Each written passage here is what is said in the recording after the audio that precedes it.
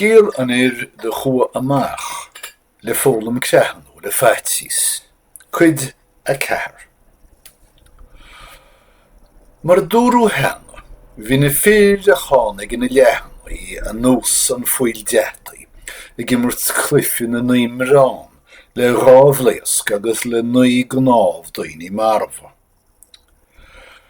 Béaloideas den ógóirse gan agla bith fhir na íonna ionta, de ghlac sé spéis go deireanach a ghol in sa gluise féin, agus de labhair sé leo agus dúirt sé. Cé bhfuair meas an dionan se duine bhfuair measc? Go cinnte treagar siad san Márta airgid agat. Airgid má ghóthain sesin, ach níl bhfuair líróide a chuí timpeallach go leor. An sin thógáil bliasc an na naoine Márta ró, de chuir sé I déal iad, agus de rinne sé iad Grimm. I mód san níos fearnis, dúirt sé, nes ba grean againn. Dimmer sé leo agus is smód bhí sé cáilteach ná gróteach. Ach, nuair bhain an clog an dó dhéag bhí an áit suaimhnach. Dimme gach rud de rá fud na háite gan is cá neachar siad. Bhí sé an sin leis féin. De híonn sé féin ar an urlár aine tine, agus de chodul sé go sábh go dánig an lá, agus gur spáin an dhríon féin tríd winneog. Tamil gear na hir sin, de tháinig an rí, go bhfeicfeadh sé cén scéal a bhíonn sa Irisleabhar de bhar an thíche. Agus de bhfuil sé doras go láidir, de bhfuil sé an doras go láidir. De gharm an fear istí. Agus de bhfuil sé an doras go láidir, de gharm an fear istí. Díofrí an ríide, cean chuíoch sé aníthe. Dimmer méle líróidí a dúirt sé, agus de chailes cúpla teistún. An ró faitchíos ort san rí. Faitchíos sé sin, ní raibh gran mór a bheith agam cuid deníthe.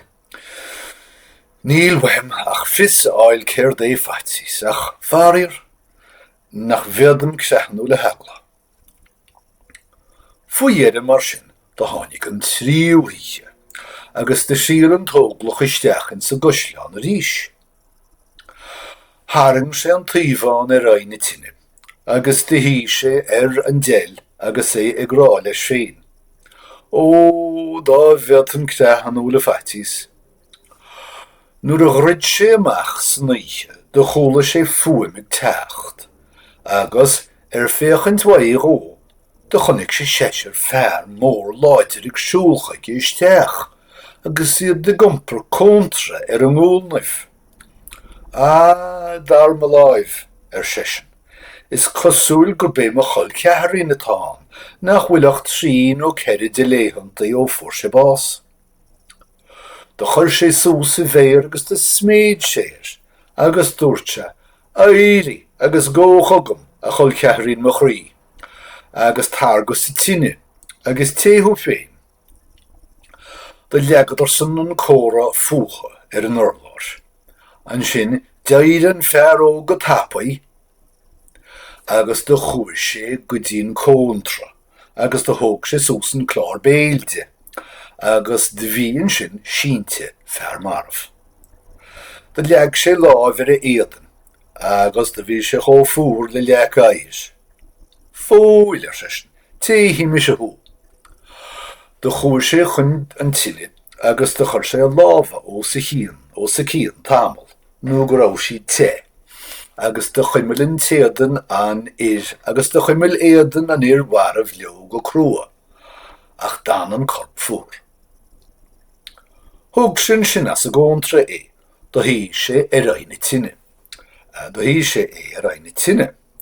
Chuir sé an fearr marmh in 8, de chuimir sé bucánaí a lábha, a ghúline, a chliomhrach, a bhuail chuirpar fad, ag féachint a bheadach sé an nail a chur ag ríthe, siad na cuislinaí, nó go dúrach sé a ráise. Ní gearna sin é an mha, ach dan an fear marmh chomh fór agus a bhí sé ag a tosaí. Dúirt sé leis féin go méidir dóchach sé isteachchan sa leaba é, agus ag síú síos leis go déthach sé níos fearr, mar deirtar go minic. Bertar leaba agus go déthaidí sé chéile. Thóg sé leis sé, chuir sé ar a leaba é, agus do luí sé féin lena híomh. Go gairid in iad sin gur air sin fearr a téthú, agus gur choir sé. Leis sin dúirt an tóglach, anis sé bhecin tú a chuil cheathar mo chrí nóir héime thú. Ar a rán na bhocla seo ró, deire an fearr bhí marmh hena de líon, agus dúirt sé leis go grúmánta. Bí ar dohan féin inis, tachtaí mé ar máil thú. Céirt seo san tóglach. Má sé sin mo bhuiachas rachfar sé ar aisin sa gcóntra ríis. Leis sin de thug sé idir a gá lábha é, agus de chuir sé isteachchan sa gcóntra é, agus de rhainne sé an chlár béal ó sa híal. Chológ sa bhí sé sin dianta de Sgeul an séisir fearr isteachige a dágan sin hena é. Dáirdaíodar ar an ngúilne é, agus dumpar siad don bailí é. A dúirt sé leis féin. Ní léon wathán, ní seaachnóid sa chuiche le faitchíos an seo dá bhainthin san áit seo nimicht mo híl. Tamil gearna sin na Sgeul isteachige fearr ard trémhar, bo bhóna ceachtar den winter eile. Díoch sé garbh borb fián, ach bhí rion mha ise aige agus féasóg ada lia ar a éadan. Anis, scread sé, a leprechaun, sréitúr grána, fóla móid thuile ceachan ó éineacht, ar an ábhar go mar roí me hófaí láis. Ná leabhar chu scioppaí sin san tóglach. Má tá mi sé le bás a áil, caithí mé a bheithan sin. Is garid go méid me sé gnímart, dúirt an fetheach mór seo. Fóil, san fearóg, glach go déthú féin, agus nábí chó crua agus chó gaisciúil agus a táú. Óid gí go sílan tusa go bhfuil tú láidir, tá mi sé chó láidir leit, muna bhfuil níos láidire. Síthe muid sin, dúirt an fetheach. Mas láidir a thú ná mi sé Sgeal mé bóthar leit. So, fecha mí sé chéile. An sin na Sgeul sé rih amach, agus do thuispáin sé é chríd fórse, chríd bealaí, chuile fada dorcha gur hála siad ag ceart a gaibhne. An sin rug sé an bhíal in a láimh, agus do bhfuil sé builige ar cheann in an inneonaí, agus leis an muile sin do chuir sé seacht bheith síosan sa talmhaí. Darlumm, dúirt an tógánach, go bhfuirte mé sin dhéanana níos fearr ná tá deanta agatsa. Leis sin do rug sé ar an míal agus do chuair sé go san inneón eile. Agus do fre an fetheach mór seo i bhugas dó le go bhfeicech sé cé mar i dhéanach sé a bhuiile a bhóla. Bhí chuid féasóige chomh fada agus gur sreathas sé go tála, de déir mar a bhí sé na heasa os cí na hinneónne. Tá haring an tóglach a bhuiile, agus le neartach náibh do scoilte an inneón go tála, agus do ró féasóg an nachíonn sa scoilt.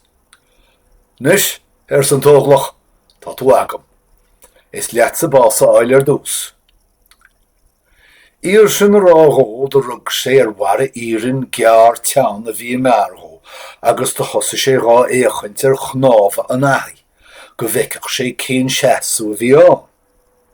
Agus a chuid féasóige i wastú i nimicht na heimsire, nó gur scread sé géar a cuimirce agus é Sgeal, agus dá ligach sé sire go dúrach sé severas mór ró.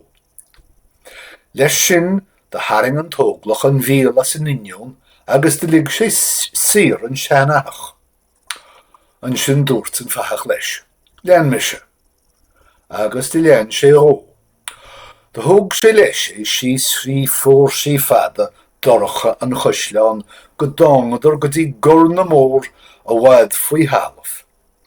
Agus sé riochtan an sin dóibh do Spáin an fearr mór don óglach trí chófra mór líonta le teisce óid, airgid agus seód, agus gach ilethórt muoin mór eile. An hir se iad seo sesin. Híimse dúirt an tóglach. Díobh seo atá trí ranna le déanna. Díobh seo atá trí ranna le déanna sesin. Bích ceann agus sin agad féin. Bhearthar an dara ceann don rí agus an tres ceann don na bochtaí. Go díirich mar a bhí an focail dearnach ráite do bhúilan clog an dó dhéag. Do bhúchaig an fachach mar do scleoch an talamh agus mar a chlocach sé, agus bhí an tóglach an norachtas. Níl neart dúirt sé, ach caiim mé féchans me bhealach a dhéana as seog an bhail. Bhí a leochtar, ór de lábh sé hímpel nó go bhór sé an doras. An sin rinne sé bhealach a reis go dtín siomra dag sé faoi dhéire. Heachtan sin dó, da hín sé rainnig tinne agus da hit súnar gí go rás sé taréis a gáiltaí gáb bhór. Maidin in hir sin da chánig an rí, mar gach maidin eile, da gloiseach sé cén scéal bhíige de bhár na tríoiche. Anis sílim san rí, ní féidir nó go rólam tú le creathú. Ní rólam éas, dúirt an tógánach. Cé náit san móla meónna. Bhí me bhráthar sé sin mo gunne Gaeilge atá marmh le míon seo agam agus do tháinig fachach mór ar ó féasó Gaedhilge chugam agus do thuispáin sé gon teisce mhór óir agus seód hísan san ngorna. Ach níor tháinig éon neach do chum múnach le creathnú le faitchíos. An sin dreagar an riar agus dúirt sé go móbhúil. Smahan fearthú, da hir tú an chuisleán agus bhéirí mise me inín duitse I bósa. Tá sin go maith, dúirt an tóglach, ach ní éad an creathnú le faitchíos fós.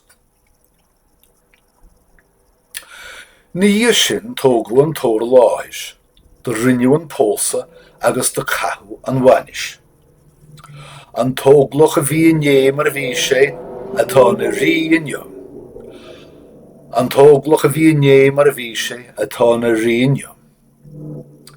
Ach céird ba í grá a bhí dá bhainrí an ógaige agus dá hásta rá sé, do bhíoch sé gcónaí rá.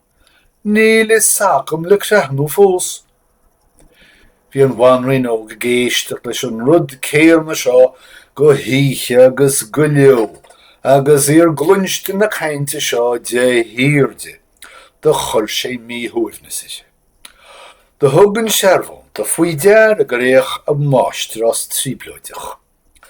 An sin de bhí cainteatra agus duine an bhainríon dá cailín siomra an imní a bhíte faoi.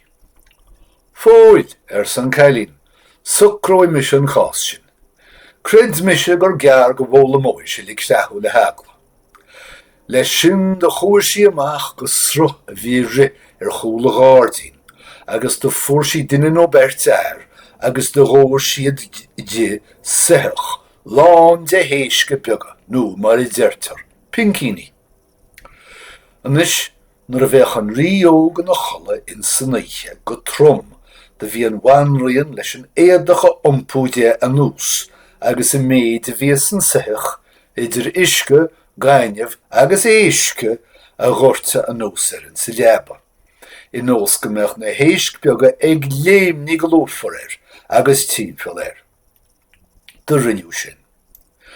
Ní tuaisce bhí sin déanta nó thúsa se, dhéitse agus déir sé de léim, agus dé sé amach de glórard, ó chéanam a chrí nach bhfuilim se scantraithe, fech an chrí ag déanaimse, Nis tá sagam le creathu agus céir é creathnó le faitchíos.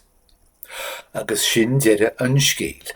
Clann chruthúr a scríb síos in Irisleabhar na Gaeilge, Márta 884.